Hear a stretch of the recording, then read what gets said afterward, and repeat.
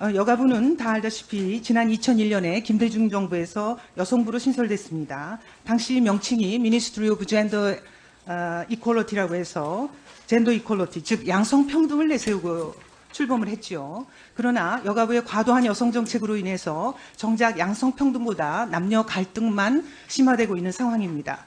나아가 여가부가 남성 혐오와 여성 우월주의를 조장한다는 비판까지 받고 있는 실정입니다.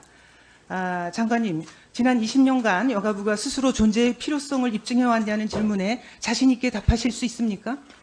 저는 아까 제가 말씀드렸다시피 호주제 폐지나 신고제 폐지, 그다음에 한부모에 대한 지원 같은 부분에서는 상당한 성과가 있었다는 것을 인정합니다.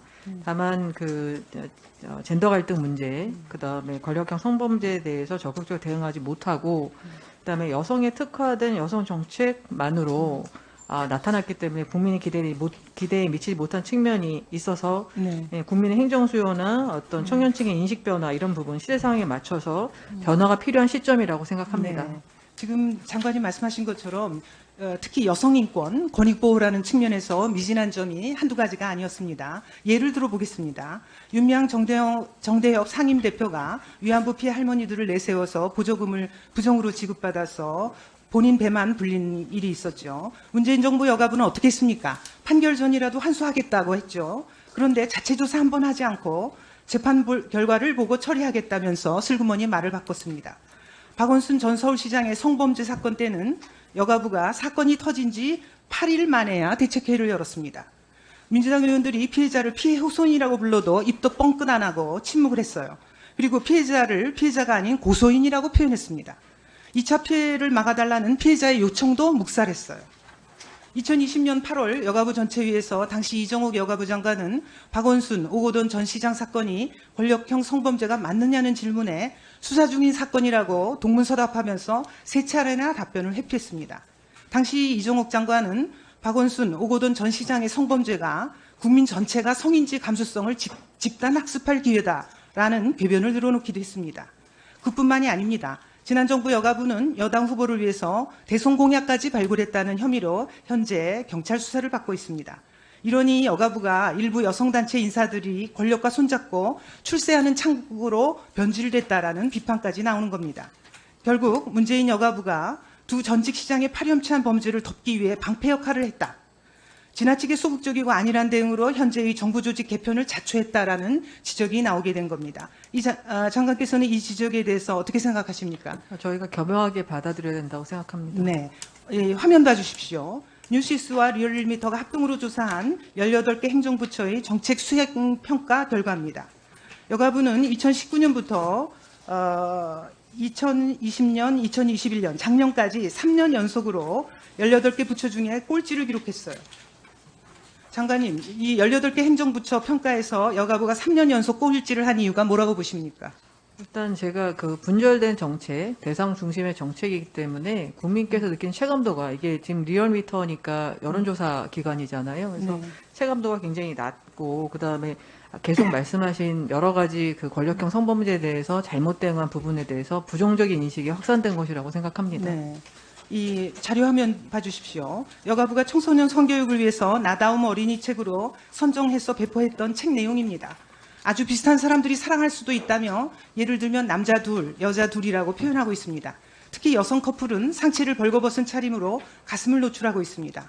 이런 식으로 문재인 여가부는 초등학생, 심지어 유치원생에게까지 동성애를 집단 학습시키며 성인지 감수성 교육을 변질시켰습니다. 자, 그 다음 화면 보여주세요. 제가 국회 도서관에 의뢰한 주요국의 성소수자 관련 교육과정 도입 및 이후 현황입니다. 이거에 따르면은요, 영국의 경우 2014년에 청소년 인구의 약 1.5%가 동성애자였는데 2017년에 아동 및 사회복지법을 개정하면서 모든 학교에서 성적 지향에 따라서 학생들을 차별해서는 안 된다고 가르친 후에 2020년에 다시 조사했더니 같은 청소년 인구 중에 동성애자가 약 2.7%로 불과 6년 만에 2배 가까이 증가했습니다. 양성애자는 더 심합니다. 그 이전에 차별금지를 가르치기 이전에 2014년도에 약 1.3%였는데 가르치고 나서인 2020년도에는 약 5.3%로 무려 4배 이상 증가했습니다. 이외에도 문재인 정부 여가부는 이른바 포괄적 성교육이라는 미명 아래 남녀의 성을 즐길 권리로 인정해달라. 낙태에 대해서는 재생산권, 즉 하나의 권리로 인정해달라고 억지를 부리고 있습니다. 장관님, 이 정부 조직 개편하는 복지부 산하의 인구가족 양성평등본부에서 양성평등에 관한 맞춤형 복지 서비스를 제공한다는 내용을 담고 있죠. 네. 네. 장차 복지부의 인구가족 양성평등본부에서 문재인 정부 여가부가 제항했던 포괄적 성교육 문제, 젠더 갈등 문제와 관련해서 양성평등 정책을 다시 디자인해야 하지 않겠습니까? 저는 전체적으로 아마 그 남성과 여성 모두가 양성평등의 관점을 골고루 누리고 생애주기 전체에 그것이 관통될 수 있도록 양성평등본부에서 될 것으로 기대하고 있습니다. 네. 여가부 고유 역할을 재정비하기 위해서 주요 사업들을 전문성 있는 부처로 이관하는 것은 늦은 감이 있지만 매우 바람직하다고 봅니다. 이제부터라도 소모적인 논쟁을 멈추고 여가부 고유 역할을 업그레이드 시키는 것에만 집중해야 합니다. 그래야 국민의 복지를 증진시키고 국민의 삶의 질을 향상시킬 수 있을 것이기 때문입니다.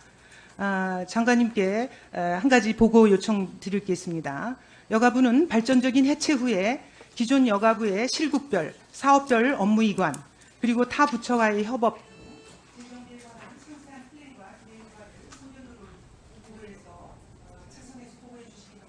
네, 알겠습니다.